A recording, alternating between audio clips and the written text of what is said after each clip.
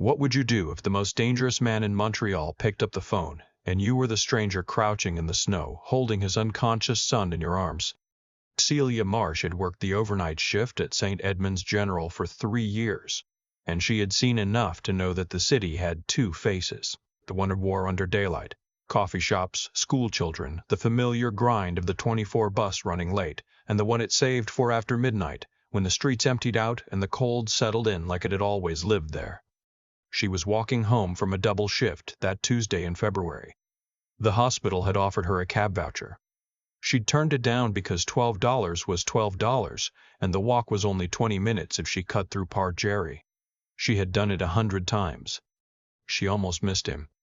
The boy was tucked between two dumpsters at the edge of the park's service lane, half hidden under a flattened cardboard box that someone had left against the chain-link fence.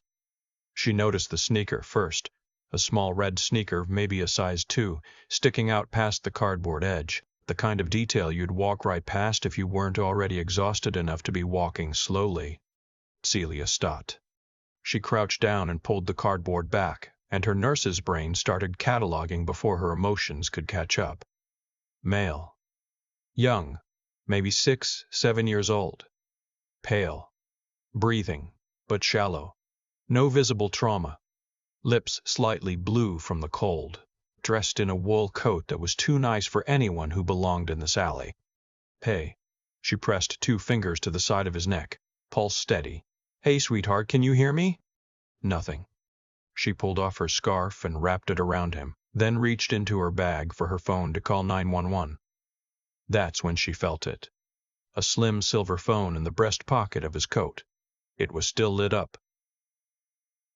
The screen showed a missed call from a contact saved only as D. Then it rang again. Same contact, D. Celia stared at the screen for 2 full seconds. Every reasonable instinct said to put the phone down, call emergency services, wait for the ambulance, give a statement, go home. Every reasonable instinct. She answered. Where are you? It wasn't a question. The voice on the other end was low and controlled in the way that expensive things are controlled, like pressure held behind glass. I don't know who you are, Celia said, but I'm a registered nurse and I found this child unconscious in the service lane behind Parc Jarry. He's breathing, but he's cold and he needs an ambulance right now. A pause. Not a long one, maybe 3 seconds, but it was the kind of pause that had weight behind it. Don't move him. Don't call anyone. I'll be there in 8 minutes. He needs medical attention. 8 minutes, the man said. You have my word he'll have it. What's your name? She almost didn't answer. Celia. Celia. The way he said it, not warmly, not coldly, like he was filing it somewhere permanent. Stay on the line. She stayed on the line. His name was Declan Voss, though Celia wouldn't learn that for another 40 minutes. What she learned first was that he was exactly as tall as his voice suggested he'd be. That he arrived in a black SUV with 2 other men who fanned out without being told, and that when he knelt down in the snow beside his son and pressed his forehead to the boy's temple, something in the set of his jaw cracked open just slightly, a fracture so small she might have imagined it, before he sealed it shut again. Felix, he said quietly. Felix, it's Dad. The boy stirred. His eyelashes fluttered. There you go. Declan's voice dropped to something barely above a whisper. There you go, bud. A man Celia hadn't noticed appeared at her elbow, mid-40s, gray at the temples, reading glasses pushed up on his forehead even at this hour. I'm Dr. Renaud, he said. I work with Mr. Voss. May I? He gestured toward Felix. Celia stepped back and let him work, watching the way the 2 men moved around each other with the efficiency of people who had done difficult things together before. She was still holding her own phone, 911 half-dialed, thumb hovering. Declan stood. He looked at her directly for the first time. He was somewhere in his early 40s, with the kind of face that had probably been striking before something had hardened it into something sharper. Dark eyes. A scar along the left jaw that he hadn't bothered to explain away. He was wearing a suit jacket with no coat, which meant he'd left wherever he was in a hurry, and he hadn't noticed or hadn't cared. You stayed, he said. Obviously. You answered a stranger's phone. Your son needed someone to. He held her gaze for a moment. Declan Voss. She knew the name. She'd have had to have lived under the St. Lawrence to not know the name. Voss Development, the waterfront project, the rumors that sat underneath every headline about him like sediment. She kept her face neutral. Celia Marsh. You said you're a nurse. At St. Edmund's. I was walking home. He looked at the alley, at the distance from the hospital, back at her. Processing something. At 2 in the morning. I work nights. Dr. Renaud stood up. He's stable. Low body temperature, mild hypoglycemia, he hasn't eaten. No signs of injury. He needs warmth and fluids, nothing more. He paused. We'll know more once he's fully alert. Declan nodded once. Then he looked back at Celia. I'd like to speak with you. I should go home. I know. He said it without argument, which somehow made it harder to refuse. I have a car. I can have someone drive you after. There are things I need to understand about tonight, and you're the only person who can tell me. She should have said no. She knew she should have said no. She got him a car. The Voss residence was in Outremont, a limestone townhouse behind iron gates that looked old enough to have opinions. Inside, it was warm and unexpectedly quiet, with the kind of silence that comes from good insulation and staff who know how to make themselves invisible. Celia sat at a kitchen island that cost more than her monthly rent, while someone she didn't see put a mug of tea in front of her. Felix was upstairs. She could hear, distantly, the sound of a television being turned on. Declan sat across from her. He'd taken off his jacket. Underneath it he was just a man, broad-shouldered, tired around the eyes, hands wrapped around his own mug, like he needed something to hold on to. Tell me exactly what you saw, he said. She told him. All of it. The sneaker, the cardboard, the pulse check, the phone. She told it in the same order she'd have given a handoff report, because that was how her brain worked under pressure. Chronological, clinical, complete. He listened without interrupting. That was unusual, in her experience. Most people waited for their turn to speak. Declan Voss actually listened. When she finished, he was quiet for a moment. He's been doing this, he said finally. Slipping out, the 3rd time in 2 months. He's 7. 8 in April. Where does he think he's going? Declan set his mug down. He looked at his hands. His mother used to take him to the park. That park specifically. Saturday mornings before... He stopped. Before she passed. A year and a half ago. Celia said nothing. Some silences are the right response. He doesn't talk about it, Declan continued. He just goes, like if he gets there, something will be different. He exhaled. The therapist calls it grief repetition. I call it terrifying. It's both, Celia said. He looked up. Kids do that, she said. They go back to the place because the place still feels like the person. It's not irrational. It's actually very, she paused, choosing the word carefully, faithful. Declan studied her for a long moment. You work pediatrics? Pediatric emergency, 4 nights a week. Something shifted in his expression, not warmth, exactly, more like recalibration. She should have left at 3 a.m. She left at 4:30, after Felix woke up and asked for water, and then, in the way children do without preamble, asked if the lady who found him could come say goodnight. Declan had looked at Celia with an expression she couldn't fully read, apologetic, maybe, or uncertain in a way he wasn't used to being. She went up. Felix was small in a large bed, with his mother's eyes. Declan's had mentioned her name once, Vivian, just the once, and his father's stubborn set to his jaw.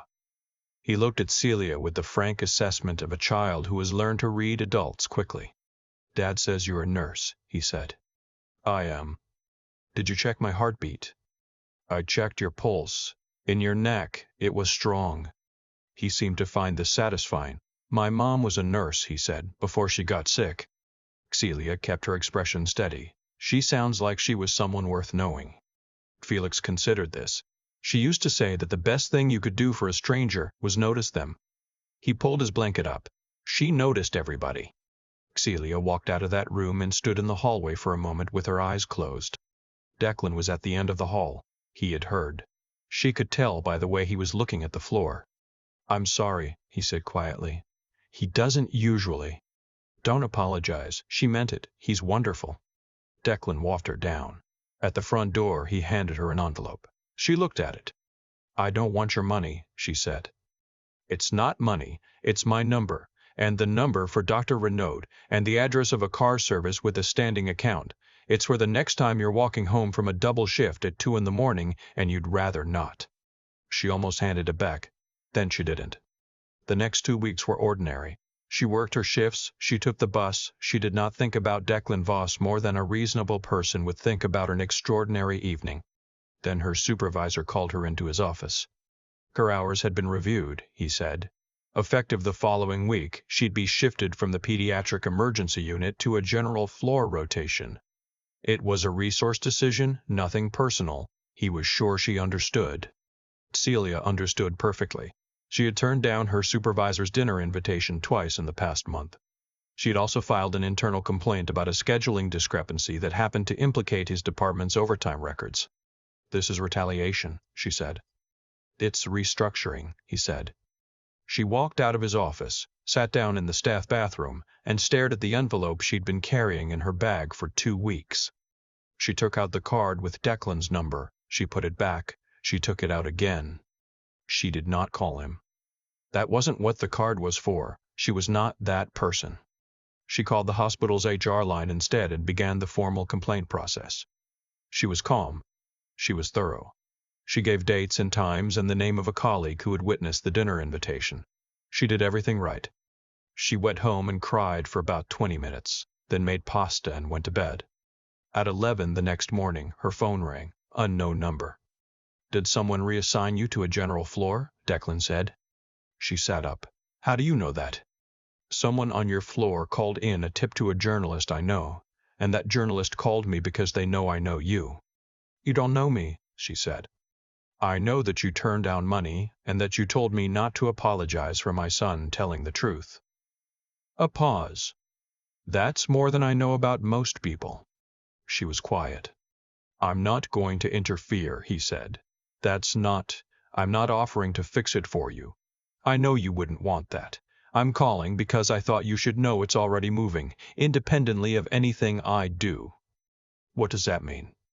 "It means someone who saw what happened decided on their own to make some noise. I had nothing to do with it." Another pause. "I did make a donation to the hospital foundation last week, which is public record, which means people pay attention to things that happen there. That's all." Celia pinched the bridge of her nose. "That's not nothing." "No," he agreed. "It's not." She didn't know whether to be angry. She found, to her surprise, that she mostly wasn't. Her supervisor was placed on administrative review within 10 days. The reassignment was reversed. A second nurse came forward with her own account. Celia heard all of this in pieces, between shifts, through the particular grapevine that runs through any hospital like wiring through walls. She did not celebrate.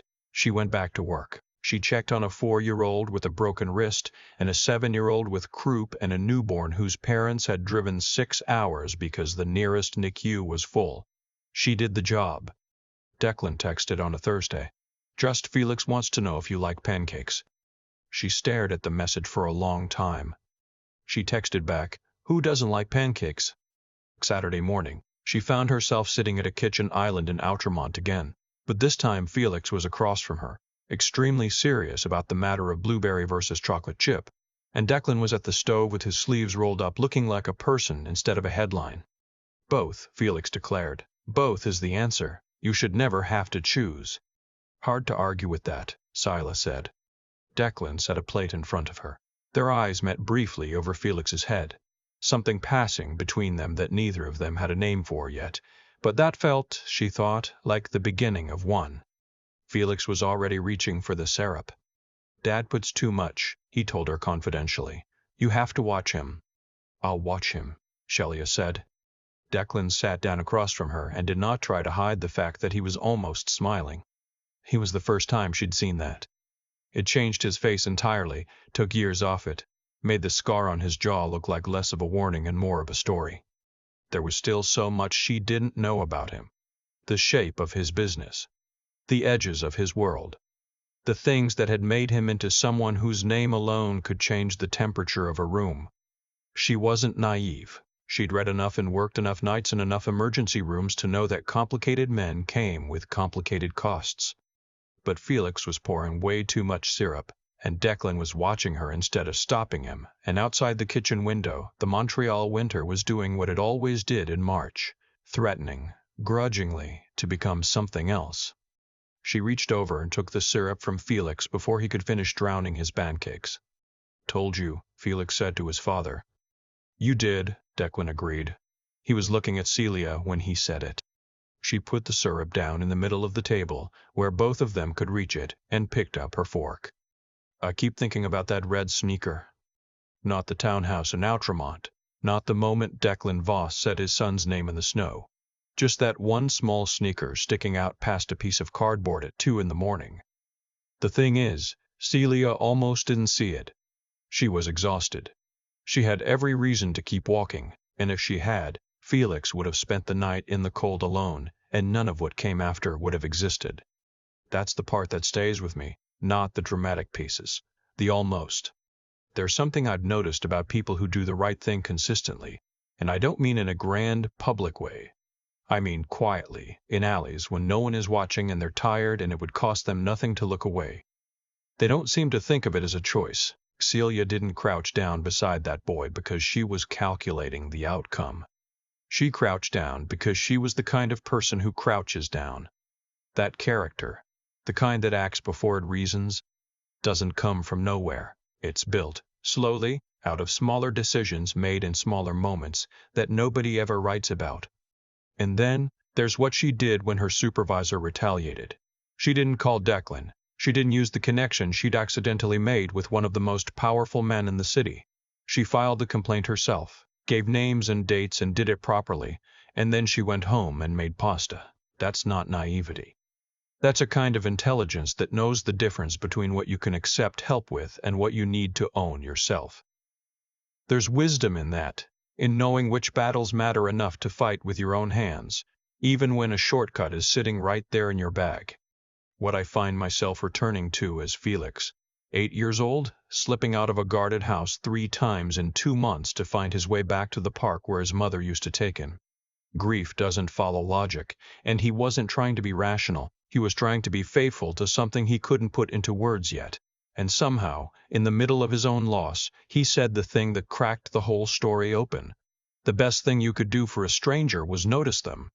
His mother taught him that. He carried it out of a house full of security and wealth and grief, and he handed it to a woman crouching in the snow who had already proved it true. That's the shape of it, I think. Celia noticed Felix. Felix, without knowing it, noticed Celia. Reminded her of why she does the work she does. Why it matters that someone is walking those streets at 2 in the morning instead of taking the cab voucher. And Declan, who had every reason to be guarded, noticed that she was different, and sat down across from her anyway. None of them were looking for any of this. That's usually how it goes. I don't think life rewards goodness on a schedule, or that kindness is a transaction that pays out cleanly. But I do think that who you are in the small moments, the cold ones, the tired ones, the ones where nobody would blame you for walking past, accumulates into something. It builds a life that has room in it for things you weren't expecting. Felix was right about the pancakes too. You really shouldn't have to choose.